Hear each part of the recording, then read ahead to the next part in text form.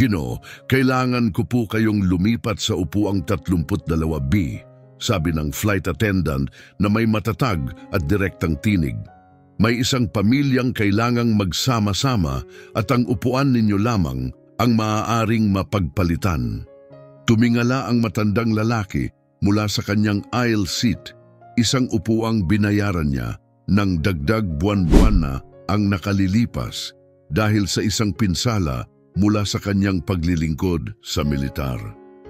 Espesyal kong nirereserba ang upuang ito dahil sa medikal na dahilan, mahina niyang sabi. Ngunit hindi siya natinag ng flight attendant. Kung hindi kayo lilipat, hindi kami makapagsasara ng mga pinto ng eroplano. Kaya tumayo siya, dahan-dahang lumakad pababa ng pasilyo at naupo sa gitnang upuan sa pagitan ng dalawang hindi kakilala. Ang kanyang binti ay sumasakit sa kirot.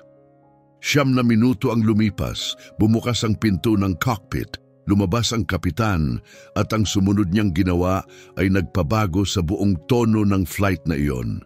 Maligayang pagdating sa channel na ito kung saan ibinabahagi namin ang mga kwento ng kabutihan at pagkatao.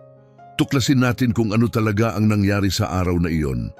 Maagang umaga iyon sa Terminal C ng Denver International Airport. Umalingaw-ngaw ang tawag para sa boarding sa terminal kahit alas 6:30 ng umaga pa lamang. Matagal nang naghihintay si John Santos sa gate 27 mahigit 1 oras. Nakaupo siya ng tuwid, ang mga kamay ay nakapahinga ng mahinahon, isang tahimik na presensya na dala ng disiplina sa buhay at maraming taong karanasan. Sa edad na 78, si John ay mukhang isang karaniwang matandang lalaki. Nakasuot ng kupas na kulay tan na jacket, itim na pantalon at sapatos na halatang marami ng nilakbay. Pero kung tititigan mo siya ng mabuti, mapapansin mong may bahagyang pag-ika sa kanyang kaliwang binti. Hindi ito dulot ng pagtanda, ito'y mula sa pakikipaglaban sa digmaan. 3 buwan na ang nakalilipas nang i-book niya ang flight na ito. Mula siya sa Rock Springs, Wyoming, papuntang Annapolis, Maryland upang dumalo sa pagtatapos ng kanyang apong babae sa US Naval Academy, ang kauna-unahang miyembro ng kanilang pamilya na muling nagsuot ng uniforme matapos siya. Hinding-hindi niya ito palalagpasin, kaya't nagbayad siya ng dagdag mula sa kanyang maliit na pensyon para sa upuang 14C, isang aisle seat sa premium economy. Hindi ito para sa ginhawa, ito'y para sa kaligtasan, sapat na espasyo upang maibsan ang presyon sa kanyang nasugatang tuhod. Maagang sumakay si John ayon sa kanyang boarding group, walang gulo, walang atensyon. Isang magalang na salamat sa gate agent at mahigpit na kapit sa railing habang bumababa sa jet bridge. Pagkarating sa kanyang upuan, maingat siyang umupo, inilagay ang kanyang maliit na bag sa ilalim ng upuang nasa harapan at marahang huminga ng malalim. Doon nagsimula ang kaguluhan. Ilang hanay sa unahan, isang pasahero ang kumakaway sa isang flight attendant. Isang babaeng nasa 30 anyos, maayos ang itsura, may praktisadong ngiti.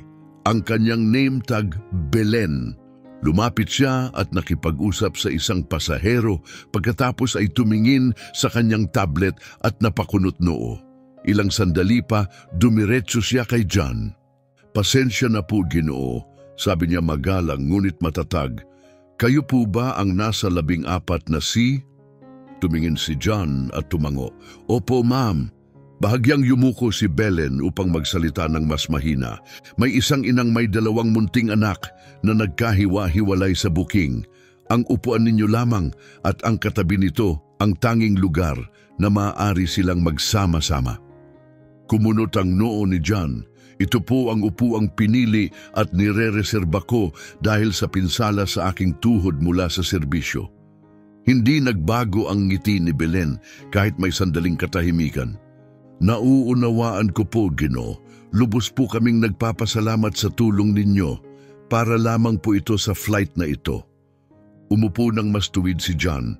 Hindi niya layuning maging sagabal, pero mahalaga ang upuang iyon. Pinili niya iyon dahil 5 oras sa ibang upuan ay mangangahulugan ng matinding sakit. Tumingin siya sa unahan. Nakita ang ina na may kargang sanggol habang 2 pang bata ay nakakapit sa kanyang damit. Tumingin siya sa kanyang mga kamay. Magaspang, may peklat ngunit matatag. Ano po ang mga option ko? Tanong niya ng mahinahon. Tinap ni Belen ang kanyang screen. Ang tanging bakanting upuan ay 32B. Sa bandang likod po, gitnang upuan. Napakurap si John, gitnang upuan. Opo, Ginoo, kumpirma ni Belen. Iyon na lamang po ang natitirang bakante. Hindi agad tumugon si John. Pinakiramdaman niya ang bigat ng mga salita. Ang upuang 32B ay walang dagdag na espasyo. Walang paraan upang iunat ang binti. Nasa gitna ng 2 hindi kakilala, malapit sa banyo, sa pinakamasalimuot na bahagi ng eroplano. Alam na alam niya iyon. Pasensya na po, sabi ni John. Mahinahon, ngunit matatag. Hindi ko po kayang umupo roon. Hindi kakayanin ng binti ko. Bahagyang tumigas ang ngiti ni Belen. Naiintindihan ko po, Ginoo, pero kailangang magkasama ang pamilya. Kapag hindi po kayo lumipat, baka hindi kami makalipad sa oras. At ayun na nga, ang pahiwatig na siya ang magiging dahilan ng pagkaantala ng buong flight. Tumingin si John sa paligid. Tumahimik ang mga pasaherong malapit, mga matang nakatingin. Ramdam niya ang bigat ng tahimik na paghusga, isang matandang lalaki na ayaw tumulong sa isang ina't mga anak. Pasaway, makasarili. Pinisil niya ang kanyang panga pagkatapos ay tumingin kay Belen. Hindi ito tama, bulong niya. Itatala ko po ang inyong saloobin, sagot niya, pero kailangan ko po ng desisyon. Lumipas ang ilang saglit. Mabagal na inalis ni John ang seatbelt. Tumayo, humawak sa sandalan upang umalalay sa sarili. Ang kanyang boses, mababa ngunit matatag, ay puno ng dignidad. Ako po si John Santos, Staff Sergeant, United States Marine Corps, retirado. Nais ko pong opisyal na maitala na isinuko ko ang isang medikal na kinakailangang upuan sa ilalim ng presyur. Hindi na tumugon si Belen. Tinatawag na niya ang ina at mga bata. Habang binubuhat ni John ang kanyang bag at lumalakad sa pasilyo, tumingala ang sanggol sa kanya at ngumiti. Bahagyang tumango si John sa batang lalaki. Walang hinanakit, walang reklamo, tahimik na pagtanggap lang. Ang upuang 32 bilyon ay eksakto sa inaasahan niya. Masikip at hindi komportable. Nasa gitna siya ng isang estudyante sa kolehiyo na may suot na headphones at isang negosyanteng agad nang nakikipag-agawan sa armrest. Hindi gumagana ang ilaw sa itaas niya. May pamilyar na amoy ang hangin, parang pinaghalong panlinis at lumang kape. Maingat siyang umupo, napangiwi ng bahagyang tumiklop ng sobra ang tuhod niya. Wala siyang sinabi. Inilapat ang mga kamay sa kandungan, ipinikit ang mga mata. Walang pumansin sa kanya, walang nag-alok ng tulong. Basta na lang siyang nawala sa likuran ng pangyayari. Ngunit may nakapansin, 3 hilera sa unahan, sa kabila ng pasilyo, isang babaeng nasa 40 taon ang nakasaksi ng lahat. Kakaboard lang din niya bago si John. Nakaayos ang blazer sa tabi niya habang balanseng nakapatong sa tuhod niya ang laptop. Napanood niya ang bawat sandali, narinig ang bawat salita. Ngayon, pinagmamasdan niya si John na nakalubog sa makipot na upuan. Mas halata ang pagod sa kanyang mukha. Walang pag-aalinlangan, dinampot niya ang kanyang cellphone, hindi para mag-post sa social media o magreklamo, kundi para i-message ang isang kaibigan sa airline customer service. Maikli at direkta ang mensahe. Passenger John Santos, inilipat mula sa kumpirmadong aisle seat 14C kahit may medical na pangangailangan. Ngayon nasa 32B sa flight 306, walang pakialam ang crew, paki-escalate. Ipinadala niya ito at inilapag ang cellphone. Tumingin siya sa bintana, hindi niya alam kung may mangyayari. Pero may mga sitwasyong kailangan ng kilos. Minsan, ang pagbangon at paninindigan ang tanging magagawa mo. Tahimik lang si John sa 32B, nakapatong ang mga kamay sa tiyan, bahagyang nakayuko. Laging pinapaliit ng middle seat ang pakiramdam ng tao, pero sa kanya parang unti-unti siyang nawawala. Ang kanyang nasugatang tuhod ay paulit-ulit ang pagkirot. Kumilos siya ng bahagya para maiwasan ng paninigas, pero wala siyang mapaglipatang espasyo. Ang kaliwang binti niya ay nakadiin sa likod ng upuang nasa harapan. Walang puwang upang iunat, walang pasilyo upang sandalan. Sa kanan, ang estudyanteng abala sa pelikula, may suot na headphones. Sa kaliwa, ang negosyanteng mabilis na nagtatype sa laptop. Ang siko ay okupado ang buong armrest na parang kanya. Walang salita, walang tinginan, walang pagsisikap. Hindi galit si John, pagod lang. Matagal na siyang nabubuhay upang malaman kung ano ang pakiramdam ng maging sagabal. Hindi na ito bago sa kanya. Sa ikatlong hilera sa unahan, si Estrella Reyes, ang babaeng may blazer, ay patagong pinagmamasdan si John. Hindi nabukas ang kanyang laptop. Sa halip, inobserbahan niya ang matandang lalaki habang abala ang lahat sa paligid. Napansin niya ang mga kamay nito, magaspang na daliri, ang isa'y bahagyang baliko. Hindi dahil sa edad, kundi dahil sa pinsala. Tahimik ang mga kamay, pero may tensyon sa ilalim ng katahimikan. Parang may tinatago, lungkot marahil o galit na baon, o baka pakiramdam lang ng pagiging hindi nakikita. Nang bumalik ang mga flight attendant para sa huling inspeksyon, walang tumigil sa kanyang hanay. Walang paghingi ng tawad, walang pagbanggit ng nangyari, isang tangulang at isang hila sa overhead bin. Pagkatapos ay nag-vibrate ang kanyang cellphone, may tugon. Inaakyat na sa operations, hindi katanggap-tanggap, maaring abisuhan ng cabin. Hindi siya umaasang may mangyayari, pero kahit papaano may nakikinig. Pumikit ang pinto ng eroplano sa isang malabong tunog. Nagsimula na ang mga anunsyo ng kaligtasan. Umupo si John, nakapikit, pinakikiramdaman ang banayad na ugong ng makina habang pinapaliwanag ang tungkol sa oxygen masks at seatbelts. Pero nasa ibang lugar ang isip niya, isang matagal ng alaala. Narinig niya ang tunog, hindi mula sa kabina, kundi mula sa nakaraan, ang pagkaluskos ng mga bota sa makapal na gubat. Ang sigaw ng batang sundalo na tumatawag ng medisina. Ang sandaling nabali ang tuhod niya sa ilalim ng putok ng kalaban. Kumilos siyang muli na pangiwi. Inabot niya ang armrest, naghahanap ng kaunting ginhawa pero wala ito. Hindi pa rin umuurong ang siko ng negosyante, na natiling tahimik si John. Sa cockpit, si Kapitan Romeo Soriano ay inaayos ang headset.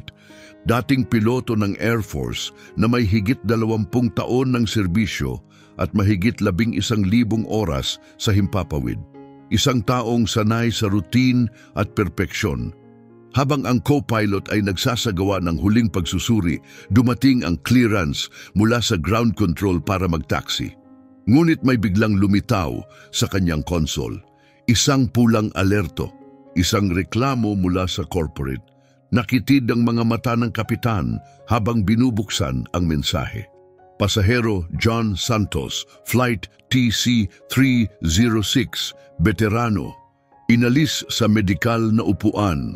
Sa ibaba, isang pangalan ang lumabas at agad niyang nakilala, Estrella Reyes, Diamond Elite Member, PR Advisory Board. Napahinto ang kanyang mga daliri. Ang pangalang Santos ay parang kampanang pumukaw sa kanyang alaala. "Hold taxi!" utos niya. Napatingin ang co-pilot. "Captain?" Pero inaalis na ni Romeo ang harness. "Hold position, 3 minuto lang ako." Lumabas siya mula sa cockpit at tinawag ang lead flight attendant. Nasaan ang Ginoo mula sa 14 na C? Ang attendant, isang babaeng may edad na nagngangalang Arlene, ay bahagyang natigilan pagkatapos ay itinuro ang likuran. Inilipat po siya para sa isang pamilya. Nasa 32 B siya, Tumango si Arlene. Tumango rin si Romeo. Walang galit, walang sisi. Puno lang ng tahimik na determinasyon.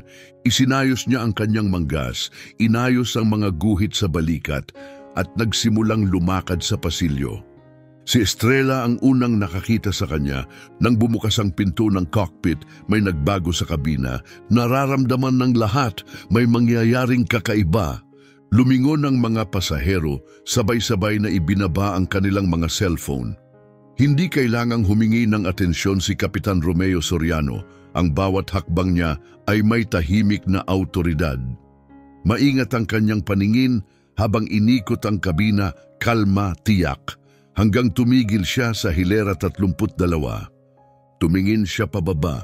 Naroon si John Santos, nakaupo, halos nakapikit. Nagulat si John sa aninong dumaan. Tumingala siya at agad na natigilan. Isang piloto ang nakatayo sa harap niya. Perpektong bihis, malinis ang uniforme, may mga guhit sa balikat at pilak na pakpak sa dibdib. Walang pag-aalinlangan, itinaas ni Kapitan Soriano ang kanyang kanang kamay at nagbigay ng matalas at formal na saludo. Agad na may nagbago sa kabina. Si Estrella ang unang nakapansin. Tahimik ang lahat, napatitig si John, litong-lito. Staff Sergeant John Santos, malinaw na sabi ng kapitan, sa ngalan ng Transcontinental Airlines at bilang kapwa tagapaglingkod, ako'y taus-pusong humihingi ng paumanhin. Napakurap si John, hindi makapaniwala. Hindi ka kailanman dapat pinaupo sa likod, dagdag ng kapitan. Mali iyon at aayusin namin ito. May mga bulungan sa paligid. May isang pasaherong ibinaba ang tray table para manood. Nandito ba si Miss Belen Cruz? Tanong ng kapitan. Mula sa galley, lumabas ang maputlang flight attendant. Opo, Captain. Ikaw mismo ang maghahatid kay Staff Sergeant Santos sa upuang isa A. Nagatubili si Belen. Pero Captain, ang first class ay... Kung may nakaupo, putol ni Soriano, humingi ng voluntaryo. At kung walang magbigay, sabihin mong ang kapitan ng flight na ito ang humihiling ng upuang iyon para sa isang pinarangalan at veteranong sundalo. Sumimangot si John, papatayo sana, pero tinaas ni Soriano ang kamay. Pakiusap, sabi niya. Hayaan mo kaming itama ito. Utang namin ito sa iyo. Gulat na gulat si John. Nakita ni Estrella ang halo sa mukha niya. Hindi lang pagkabigla, kundi pasasalamat at marahil kaginhawaan. Dahan-dahan siyang tumayo, bahagyang gumigay ang tuhod. Ngunit inalalayan siya ni Soriano. Umatras ang lalaking katabi niya, napayuko sa hiya. Inalis ng estudyante ang kanyang headphones, may bahid ng pagsisisi sa mukha. Habang naglalakad pababa ng pasilyo, tumingin si Romeo kay Estrella Reyes. Nagtagpo ang kanilang mga mata, walang salitang binitawan, hindi na kailangan pa. Umupo si Estrella, hingalang dibdib. Hindi niya alam kung anong bahagi ng pagkatao niya ang nangailangan ng tagpong iyon. Pero alam niyang may bahagi sa loob niya ang gumaan. Ang ganitong kapayapaan ay dumarating lamang kapag dumarating ang katarungan, kahit huliman. Nang lumakad si John Santos sa pasilyo, may nagbago, hindi maingay, hindi dramatiko, pero tunay. Napansin ito ng mga tao. Ang negosyanteng walang imik kanina, ngayoy napayuko, nahihiya. Ang binatang nasa bintana ay tumayo at bumulong. Sir, paumanhin po, sir. Hindi humiling ng kahit ano si John, pero hindi siya binitiwan ni Kapitan Soriano hanggang siguradong nakakatayo siya ng maayos. Pagkatapos ay tumingin ang kapitan kay Belen na nananatiling hindi makagalaw. Miss Cruz, mahinahong sabi ni Romeo, Seat 1A, ngayon. Opo, Captain, sagot niya, mahina ang tinig. Siya ang nanguna sa paglakad. Sumunod si John, bawat hakbang mabagal at masakit. 50 taon nang hindi maayos ang tuhod niya at hinding-hindi na ito magiging maayos muli. Pero sa pagkakataong ito, naglakad siyang may dangal at ramdam ito ng bawat pasaherong nadaanan niya. May ilan na bumulong, ang iba'y tahimik na tumitig. Isang lalaki nasa gitna ng edad, may suot na kap sa kandungan, ay iniangat ang kamay at inilagay sa kanyang puso, isang tahimik na tanda ng respeto. Si Estrella ay nanatiling tahimik, magkapatong ang mga kamay, nanlalaki ang mga mata. Hindi siya kumuha ng cellphone, nanood lang siya, punong-puno ang puso. Hindi pa man umaandar ang eroplano, pero ang lahat ay nagbago na. Sa harapan, huminto si Belen sa upuang isa A. May nakaupo, isang lalaking maayos ang polo shirt, umiinom ng bottled water, walang kaalam-alam sa mga nangyari. "Pasensya na po, sir," magiliw niyang sabi. "Kailangan naming ilipat ang upuang ito." Tumingin ang lalaki, litong-lito. Bakit?" "Hiling po ito ng kapitan," paliwanag niya. Lumingon ang lalaki, nakita si John, ang kupas na duffel bag, ang lumang uniforme, ang bigat sa kanyang mga mata. Hindi siya nagtanong, hindi siya nagreklamo, tumayo lang siya. "Sir," sabi niya kay John, "mababa ang tinig, isang karangalan po ito."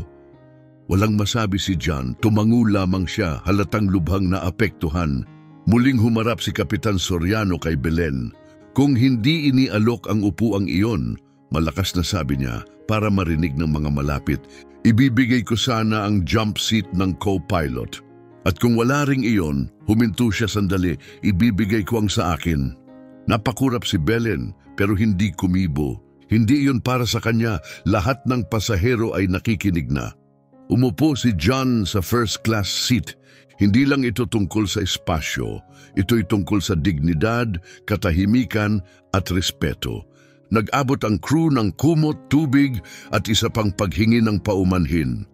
Pero hindi iyon ang tumimo sa kanya, kundi ang tinig mula sa bandang gitna ng eroplano.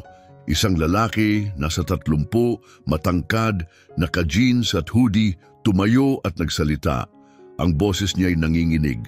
Luminga si Staff Sergeant John Santos patungo sa boses. Isang lalaki ang tumayo at nagsabing, "Nagsilbi po ako sa ilalim ninyo." Camp Leatherneck, 2006. Nagtagpo ang kanilang mga mata.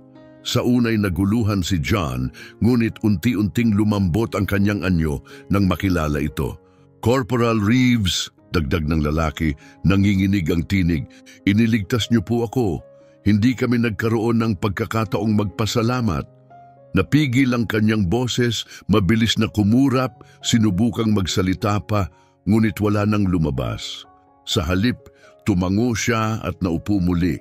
Ang paghinga ay hindi pantay, ang mga luha ay tahimik na bumagsak.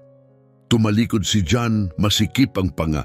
Muli na namang nagbago ang katahimikan sa kabina, ngunit sa pagkakataong ito'y puno ng paggalang. Lumapit si Kapitan Soriano sa maliit na bahagi ng eroplano kung saan nakalagay ang intercom. Binuksan niya ito at yumuko upang magsalita. Ang kanyang tinig ay pumuno sa buong kabina, kalma at matatag. "Mga ginang at ginoo, bago tayo lumipad, kailangan kong magsabi ng isang mahalagang bagay." Lahat ng mata ay napatingin sa kanya. Ngayong araw may nangyaring mali. Umaling-awngaw ang kanyang salita sa loob ng eroplano. Isang lalaking naglingkod para sa bansang ito na may daladalang mga sugat, nakikita man o hindi, ang pinaupo sa likod. Hindi dahil sa pagkakamali sa booking, kundi dahil sa isang sistemang mas pinipili ang kaginhawaan kaysa dangal. Tumigil siya, hinayaan ang bigat ng katotohanan. Para malinaw, hindi lilipad ang eroplano habang may katahimikang may kasamang kawalang katarungan. Naghari ang katahimikan, nagpatuloy siya. Si Staff Sergeant John Santos ay isang marangal na veterano ng United States Marine Corps. Lumaban siya sa Quezon noong Vietnam War. Isinuot niya ang uniforme ng bayan bago pa man tayo isilang. Hindi siya humiling ng espesyal na trato. Gusto lang niyang maupo sa upuang binayaran niya upang hindi tuluyang manigas ang nasugatang tuhod. Pero nabigo natin siya. Lumambot ang boses ng kapitan, ngunit hindi nawala ang tibay. Pero sa militar, hindi natin iniiwan ang isa't isa, hindi sa digmaan at hindi sa himpapawid. Tumingin siya sa buong kabina, nagtagpo ang tingin nila ni Estrella pagkatapos ay sa mga veteranong ngayoy nagpupunas ng luha at sa mga pasaherong ngayoy tuwid na ang pagkakaupo. At kung dahil dito'y malalate tayo ng 10 minuto, isusuot ko ang bawat minuto niyon bilang karangalan. Pinatay niya ang mic. Sandaling namalagi ang katahimikan at pagkatapos pumutok ang palakpakan. Hindi malakas o pilit, nagsimula ito sa iilang palad, tumindi, unti-unting umabot sa bawat hanay, bawat tao. Parang alon na bumalot sa buong eroplano. Hindi kumaway si John, hindi siya yumuko. Nanatili siyang nakaupo, tahimik ngunit sa wakas, nakita. Nagpunas ng luha si Estrella. Sa sandaling iyon may nabuhay sa kanyang kalooban, isang paniniwalang halos niya nang mawala. Na ang dangal ay hindi nawawala. Tahimik lang itong naghihintay hanggang handa na muli ang mundo na ito'y kilalanin. Lumapag ang eroplano sa Annapolis, Maryland, pasado 12:00. Maayos ang pagbaba. Ang araw ay marahang sumilip sa bintana, parang isang banayad na pagpapala. Habang nagsitayuan ang mga pasahero at nagtipon ng kanilang gamit, nanatili si John sa upuang isa A. Ang mga kamay ay tahimik na nakapatong sa kanyang tuhod. Wala siyang kailangang apurahin. Sa unang pagkakataon, sa matagal na panahon, naramdaman niyang siya ay naalala. Sa labasan, nang pasalamatan siya ng crew, hindi lamang ito basta formal. May bigat ang mga salita at nang dumaan si Estrella sa jet bridge, bahagya niyang hinawakan ang balikat ni John at bumulong. Pinaalala niyo sa amin kung sino kami dapat maging. Sa baggage claim, isang dalagang babae ang naghihintay. Ang apong babae ni John naka-uniforme bilang midshipman. Hawak niya ang ginawang sign. Welcome, Grandpa John. Nang makita siyang paika-ikang lumalapit, inihulog niya ang sign at tumakbo papunta sa kanya. Hindi umilag si John. Hinayaan niyang yumakap ito ng buong damdamin. Parang alon na tumama sa isang matatag na bato. Ang tuhod mo, hingal ng apo nang humiwalay ng kaunti. Mas malala na ang dinaanan ko, tumawa si John. At sa unang pagkakataon, umabot sa kanyang mga mata ang ngiti. Maghapon silang nagkwentuhan. Tinanong ni John ang tungkol sa pag-aaral nito, sa barkong itatalaga sa kanya at sa mga plano pagkatapos ng graduation. Tinanong siya ng apo tungkol sa flight, litong-lito sa mga notification at balita sa kanyang cellphone. Hindi nagdetalye si John. Masamang upuan lang, may tumayo, sagot niya. Tumango ang apo, ngunit kinagabihan napanood niya sa internet ang video. Ang talumpati ni Kapitan Soriano. Nanood siya ng may luha. Pagkatapos, niyakap niya muli ang kanyang lolo at hindi na agad binitiwan. Makalipas ang 1 linggo, tumanggap si John ng liham mula sa Transcontinental Airlines. Sa loob ay may opisyal na paghingi ng tawad, isang buong refund at isang card na may nakasulat. Minamahal na G. Santos, simula ngayon, ikaw ay kilala bilang lifetime guest of honor ng Transcontinental Airlines. Walang codes, walang dagdag bayad, sabihin mo lang kung saan mo nais pumunta. Kami ang bahala. TCA Veterans Council. Maayos na tinupi ni John ang liham at inilagay sa tabi ng bandila ng Amerika sa kanyang study. Wala siyang sinabi. 2 linggo ang lumipas, dumating ang isa pang sobre, personal na isinulat. Sa sulok ay may selyo mula sa Department of the Army, Office of Military Records. Sa loob, isang maikling tala. Dahil sa isang kamakailang pampublikong inquiry, binuksan muli ang kanyang file. Isang retiradong opisyal sa mga archives ang nakahanap ng matagal nang nawawalang ulat mula Pebrero 1900, naraan 68, Quezon. Isinasaad doon kung paanong iniligtas ni Staff Sergeant John Santos ang 6 na sugatang Marines mula sa isang nasusunog na sasakyan sa gitna ng putok ng kalaban, kahit siya mismo ay nasugatan na sa tuhod ng shrapnel. Hindi ito naitala ng buo sa gitna ng kaguluhan ng panahong iyon at ngayon lamang muling nakita. Ngayon ang tala ay sa wakas na itama na. Sa ibaba ng liham ay may pirma General James E. Greenwood. May kalakip na pangalawang pahina, isinulat ng kamay. John, ako si Corporal Turbo 3 sa loob ng sasakyang iyon. Hindi mo ako kilala pero naaalala kita araw-araw. Iniligtas mo ang buhay ko. Dahil sa iyo, nakauwi ako. Nakapagtatag ako ng pamilya, namuhay ako ng buo. Lahat ng ito dahil sa isang Marine na kahit nasugatan na hindi iniwan ng kapwa sundalo. Salamat, hindi ka kailanman nakalimutan, hindi ng kahit isa sa amin. General J. Greenwood, USMC, retired. Hawak-hawak ni John ang liham ng matagal. Hindi siya nagsalita. Huminga lang siya ng dahan-dahan sa katahimikan, tangan ang bigat ng mga salita. Samantala, sa isang tahimik na opisina sa Richmond, Virginia, patuloy sa pagtatype si Estrella Reyes. Hindi niya pinalabis, hindi niya dinagdagan ng drama. Isinulat lang niya ang totoong nangyari, ang lalaking pinakiusapang iwan ang kanyang upuan. Ang kapitang itinama ang pagkakamali. Ang katahimikang naging palakpak. Isinumitin niya ang artikulo sa isang lokal na magasin. Pero hindi ito nanatiling lokal. Pinulot ito ng mga istasyon, isinapubliko. Hanggang sa pagdating ng Linggo, naging pambansang balita ang kwento, The Salute at 32B. Pinakinggan ito ng mga estudyante sa kanilang mga klase. Ipinaskil ito sa mga bulletin board ng mga veterans halls. Ang larawang nagpapakita kay John, nakaupo sa isa A, nakayuko ang ulo, tinatamaan ng sinag ng araw ang kanyang magaspang ngunit marangal na mga kamay ay naging simbolo hindi ng kasikatan kundi ng respeto. Hindi binago ni John ang kanyang buhay pagkatapos noon. Nakatira pa rin siya sa parehong tahimik na bahay sa Rock Springs. Umiinom pa rin ng itim na kape tuwing umaga. Paika-ikang lumalakad upang kunin ang sulat kahit masakit, pero may nagbago sa loob niya. Tumayo siya ng mas tuwid tuwing gumagalaw. Hindi na niya iniiwasan ang tingin ng ibang tao. At sa ilang gabi, habang nakaupo sa beranda, pinapanood ang paglubog ng araw. Ngumiti siya. Hindi dahil sa yabang, kundi dahil sa wakas, naramdaman niyang siya'y kinilala. Hindi lahat ng sakripisyo ay may medalya, hindi lahat ng laban ay nagtatapos sa parada. Pero minsan isang tinig lang, isang kilos ng paggalang ang kailangan para sabihing, naalala ka namin.